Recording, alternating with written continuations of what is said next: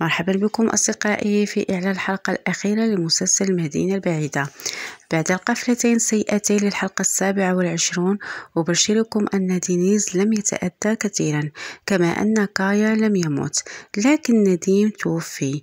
ومن هنا فإن ديمير سيزيد حقده على عائلة البورا، وسيقرر أن يتخلص منهم جميعا، وسيستمر انتقامه للجزء الثاني من المسلسل.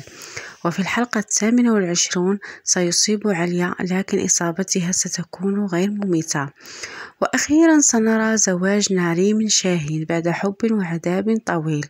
أما زيرين تقرر التخلص من حياتها بعد أن فقدت ابنها، وبعد أن ديمير قرر أن لا يتخلى عنها من أجل انتقامه، لكنها لم تستطع ذلك في الأخير.